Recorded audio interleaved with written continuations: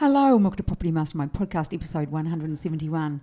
Today we're doing a bit of a recap on our 3-day workshop we just had last weekend, the takeaways and some gold nuggets that you're going to enjoy. Jump on in, episode 171.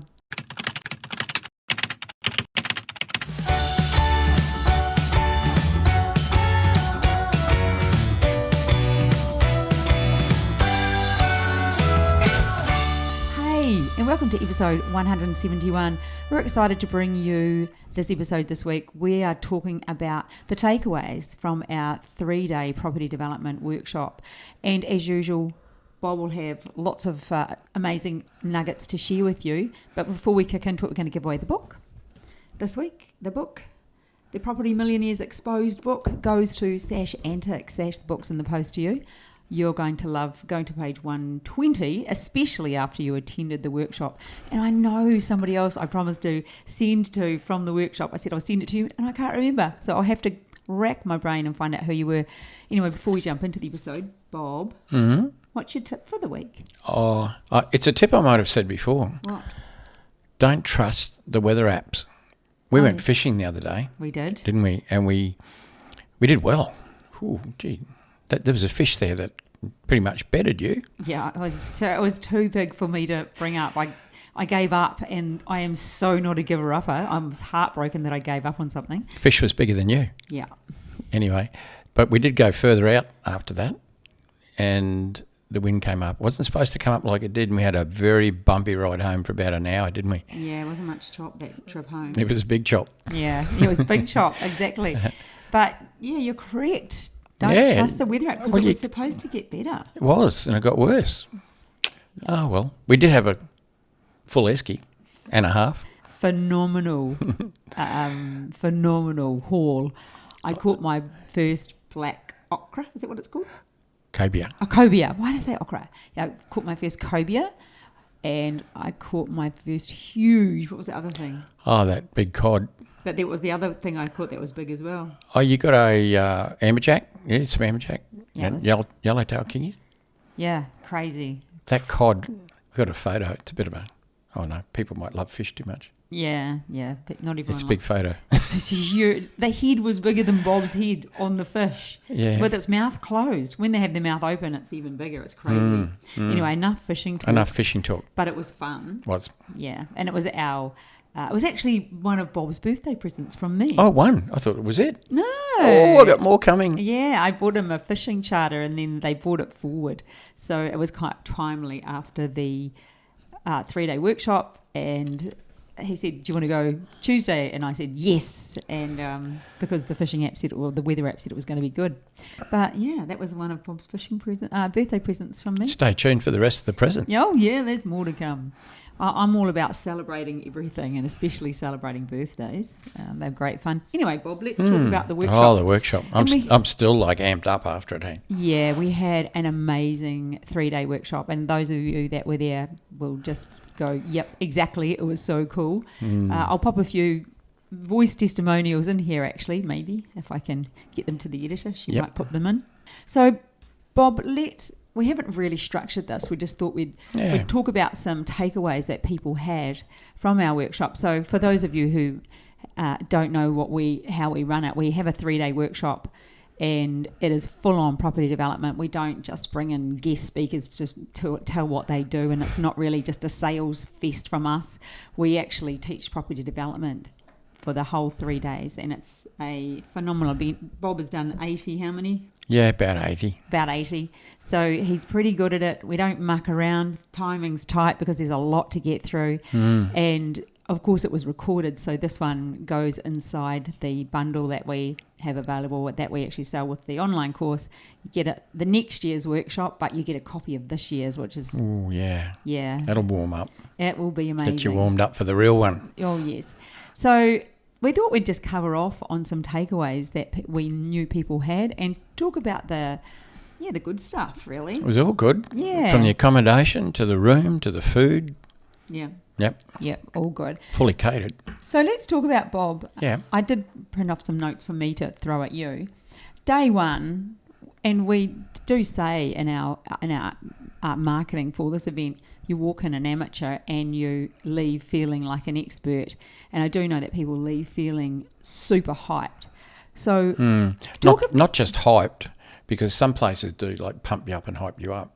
No. You're hyped up with the knowledge and the confidence to actually know you can go and do something. Yeah. Yeah. So that first half day, or that first half of day one, or even that first day, you know, what do you get to? What do we end up at sort of by afternoon tea time, or end of the day? Where were we sitting in the process? So we start running through property developments right from the very beginning, you know, from step one through to step whatever it is.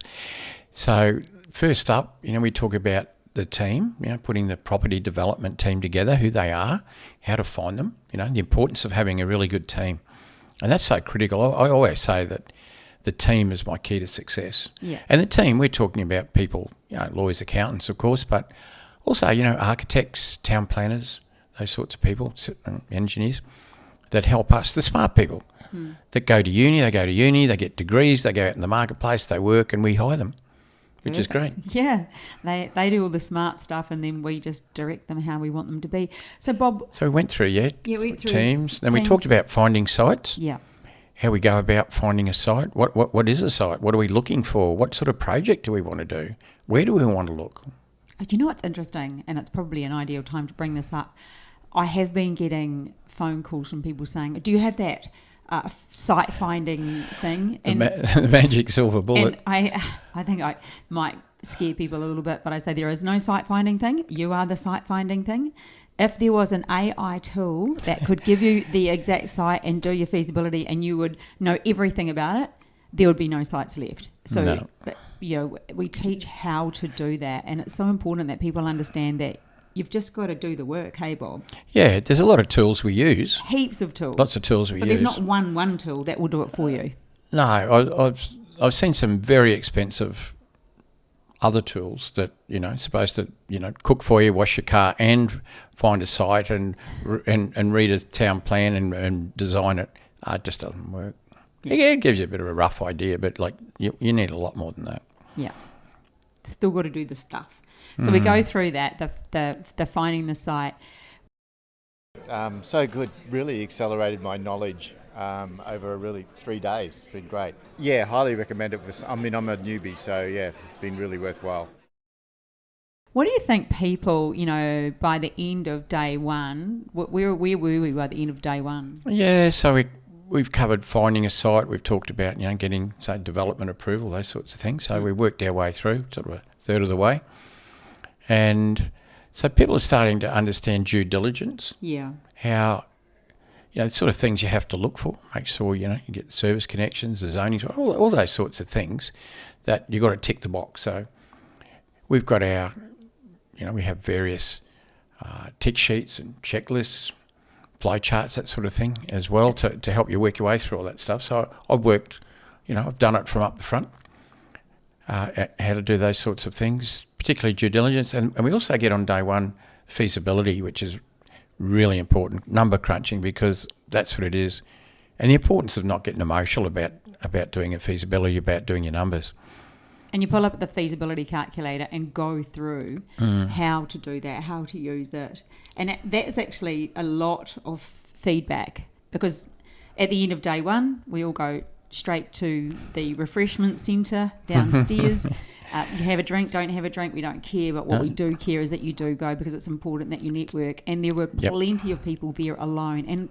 And especially women find it harder to go down by themselves. And so we just made sure everyone who was there by themselves put their hand up. They weren't by themselves for long, because it's a pretty friendly community we've got here. Yeah. And so the feedback around the feasibility calculator, Bob, was great. You going through that was really a relief for many people. Yeah, because at the workshop we've had people who've, you know, not their first workshop even. No. You know, how many? Some people have been, what, 3 or 4 times? No, more. I think, okay, so I just wrote a wee list here of, there's 2 people that were there that have been to 5 workshops. 5 workshops, and one of them, Jamie, we've interviewed him, both of these people we've interviewed on the podcast, so they're both currently developing. And I actually said to Jamie, he's he's got a subdivision in upmarket homes. And Yeah, doing a couple of projects. He's finishing off 3, but at one point he had up to 5. He did. And I said to him, Jamie, why are you coming back? And he said,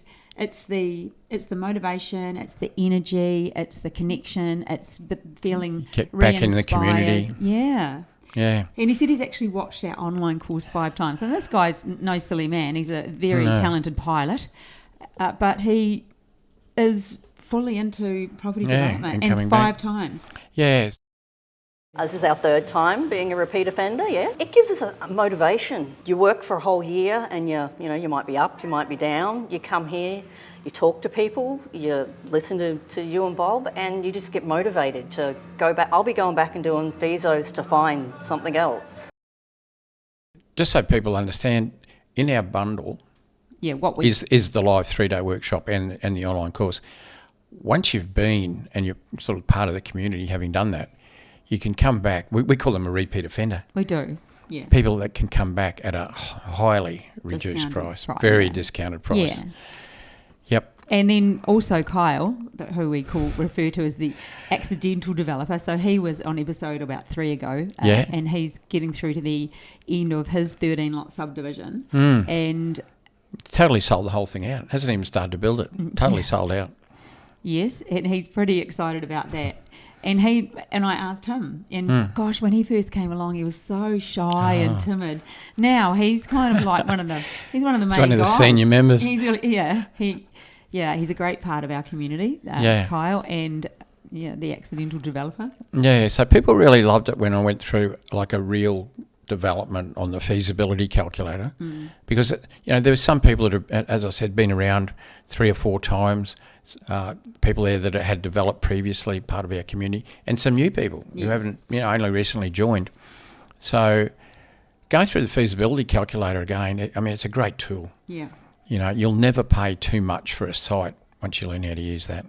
No, and all the extras that the calculator actually does. So we got through, was it at the end of day 1? That was the beginning of day 2, but we did. I have to say, I kind of switch off sometimes. I'm doing so many other things, running around organising 80-odd people. So we've done all the, finding a site, due diligence, feasibility, all that on day 1. Yeah. Then first part of day 2, we had a look at the feasibility calculator. Then we moved into the approvals, development approval, building approval, how to get the approvals, who the team members are, what it's likely to cost you to do that.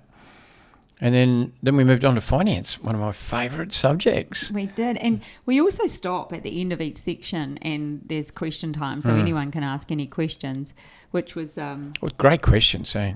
You were busy running around the room with your microphone. I know, got my steps up. Did 7,500 steps while inside for an entire day. That's pretty good. That was running around with your microphone. It was, I think, to get people asking questions, and we'd answer them from the stage. So that's always good.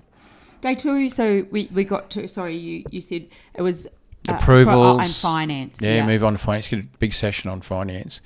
And then we did some creative strategy things. Yeah, and that's a lot of the stuff around joint ventures. So that's when I sort of jump in about how finding investors and how to communicate with them, the process that you have to go through when it comes to having property development investors. But that was... We did actually talk quite a bit on joint ventures and it ties in quite well with finance, doesn't it? Yeah, it does, because it is a type of finance, really, if you think about it. I mean, financiers supply the finance. We put in some money ourselves up front, and the whole point of an investor is to put that money in. And we do the work, they put some money in, we share the profits. And so we talked about that difference between an equity partner and a loan partner. Also, Bob, with finance, the realisation that people have when they understand commercial finance, and even this podcast Capitalised interest is a big thing, isn't it? Yes. You should explain that for those at home. Yeah, so a lot of people don't realise when they first get into property development or when they first look at it, they're used to the standard sort of loan, your home loan, the loan you've got on your house, the mortgage there, and perhaps an investment property. We call that a retail loan. You just go to a bank or whatever, financier, and get that loan. 2 important things when you get that loan. You have to have a deposit, of course, and you have to have serviceability. You have to prove that you can pay the interest every month. And there reaches a point, not too far down the track, where you do what we call, you're tapped out. You might have a house, 2 investment properties, and you just can't afford to get any more because you don't have that income to support that serviceability. But with property development, serviceability is way less of an issue. And they have what they call capitalised interest on the commercial loan. And that means that the financier actually gives you the interest as part of your loan to pay them. How cool is that? So you don't need serviceability. No, particularly with non-banks and the like. So, and there's so many different ways of getting finance, and that's why I spend so long on finance, explaining to people all the different sources of finance and how one is different from another. But yeah, that capitalised interest is a huge thing because you're not tapped out on it. Yeah. So that's a big takeaway, and then there's a lot of people get very excited about that, don't they? Well, particularly when the penny drops, yeah. And even you listening now, some of you be like, what? I need to call those guys. Yeah. Yeah, it's great when the financier gives you the interest to actually paying back. It's part of your loan. So that's called the interest capitalised interest. Yeah. And then, so that's the end of day 2. You've got to remember, then afterwards we're back down socialising and networking again. And by now... Never ends. We've been together for 2 full days. We've had morning teas together. We've had lunches together. We've had afternoon teas together. And we supply all of that. You don't have to bring your own sandwiches. And the after event. And then the after event. And then groups of us go off for dinner. Some people have their own plans. Plenty of us go out together. So there's so much networking goes on. But not just that. I think there's a feeling in our community, and we hear it over and over, is the level of property developers in it. Everyone's the same, and they're all property developing, and they're so generous. It's not a big community where there's a few people are property developing and the rest of them are just looking for investment, all sorts of things, renos, all sorts of stuff. They're all there to do property development, and it's just such a fun, fabulous, sharing, supportive community, and we just hear it over and over. It's so nice. You just feel and the new people are made to feel comfortable as well, a lot of new people new to property development. Maybe you've only just joined us recently, haven't done anything yet, other than a bit of study, just kicking off, and they get to mix with other developers. Like you mentioned, Jamie's been back 3 or 4 or 5 times. They get to talk to other developers. It was just like them, 3, 4, 5 years ago. Okay, Mark. First time at a Property Mastermind workshop. How was it? It was amazing. Yeah, so glad I came. What would be your biggest takeaway? The biggest takeaway was the people I met, the relationships that I've formed, and the knowledge that I've got, and meeting people. Were you nervous about coming by yourself? Definitely was, very apprehensive. And how do you feel now? I'm so glad I came. Even the extra sort of confidence in my personality it's given me over the last 3 days is amazing. I normally wouldn't even do this. Look at you go. Yeah. Well done. Well, we had other new people come along, and I've got a little list here of people that were on their first time. We've got Arby, and he's got a 3-lot subdivision, and he's close on that, but he's got a 9-lot one he's doing at the moment as well. He loves subdivisions. Yeah, he does. He's a new mentoring student on board, but that was his first workshop. Absolutely loved it. Came by himself because his business partner couldn't come, and then we have Marina and Paula, and oh my goodness, they are the energetic life of the party. They are the energetic part of our community. Crikey, they had such a great time, but just absolutely love it. And same thing, straight into their first deal within weeks of joining us. I'd say 3 weeks after they joined us, they were into a deal. Yeah. No mucking around there. Duplex. But it's interesting when I have a conversation with somebody about mentoring, it's always, and plenty of people do developments without joining our mentoring program, so don't feel like you have to do that. But I often know when I talk to someone, their level of success, and that's always, when I spoke to them, it's like, we're doing this, and we're doing this, and I thought, wow, decisive, making the moves, just doing it, and so excited I love having them in the community. They're very good fun, aren't they? They're great fun, yeah. Yeah, but noisy. love the attention. Oh, there's all types of people in our community. Oh, so many. But anyway, they've got a deal underway. Yeah, upmarket duplex. Yep. Shaping up really well. Shaping up well. Ollie and Caroline, same thing. They reasonably new. Yeah. They've got a 2-lot subdivision and 2 new houses. Building anew. So they're onto the construction phase now. Yeah. So I think we worked out in the last 5 weeks, we've had students of ours pick, there's been 7 of our mentoring. Remember, we're only working with 20 people at a time, pick up a deal. So if you're thinking about property development, now is a really good time to consider it, because it's sort of what would you say? What are the ways I'm trying to say? It's getting easier to find sites, or any time's a good time. But yeah, look, it is it got a little bit difficult. 2 years ago. It's certainly loosening up. Yeah. There's predicted a couple of little interest rate drops could be coming up. That doesn't really have to happen. I mean, there's plenty of money to be made at current interest rates. But confidence is pretty good out there. And remember, with property development, it's you're not going to do it in 5 minutes. Like, you're not going to sell it. The site you buy today, you mightn't be selling it for 12, 18, 24 months, depending on the size of your project. So, in the market, I'm pretty happy with the way the market's going.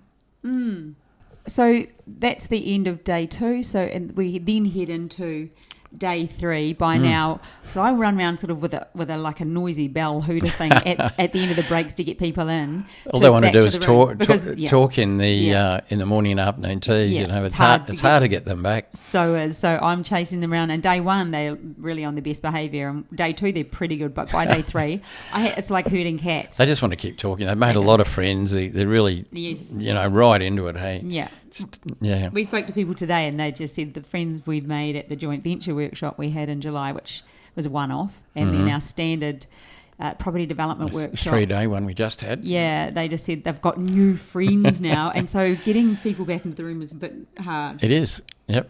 Oh my gosh! And Bob likes to start on time because there's so much to get through. Well, it is. It's a lot. That's what a lot of people say is what's different about this. It's just the level of detail that we can go to. Having done so much ourselves, we can really dig deep, and that's what you need to do. You can't just skim over the surface with this stuff. Really good, really informative, lot to take in, and pretty excited to get going. Yeah, the workshop was great. Super helpful to hear from Bob, Hillary, Aaron. A lot of technical information, but probably one of the best bits was being able to meet a lot of people here that are doing the same sort of thing and understand where everyone's at and just network. It's been really good. No, and even you find it quite difficult to sort of add. Well, you always got so many stories, and which one do I tell? Because you say I've got so many more stories I could tell, but you just don't. But people love stories. I could turn into a 4 or 5 day one if I open up all my stories. But how many stories can you do? Yeah, exactly. But they're always good, Bob. I like hearing them. I got some good ones. Every now and then you pull out a new one. I'm like, I didn't know that one. It just comes to mind. Yeah. But you can imagine in 40 years I've met everyone. From mum and dad next door to Donald Trump to like everything, and actually true. He's got a photo with Donald Trump. He knows. Oh yeah, but like plenty of stories. I don't use stories for the sake of stories. I like them to reinforce what I'm saying, like give examples, and sometimes it can be a bit funny as well. Yeah, and you've got that real subtle humour. So we're heading into day 3, and by now people have really networked a lot, and their level of knowledge has increased, and so. I hear you say, there's a bit of a slow bit sometimes on day 3, but that's for you. I know. I have my favourite subjects as well, but they're all important. Exactly. People were saying, what about, I love the whole thing, and then, you were like, I'm almost apologetic for some of the, sort of more mundane parts of it. Less exciting than, crunching numbers and, working out the finance and talking to investors and what structure we're going to use. That's all good. But, so... And then I get to go on and talk a little bit about... You do? Too many times we sit on the fence in life and why not you? And if not you, then who? And that's it. We get one life, well, depending on what you believe, but we have one opportunity at life. And if you keep putting things on hold, or if you keep waiting until then, or I'll do it when, you will never do it. And we actually had that conversation today with somebody who...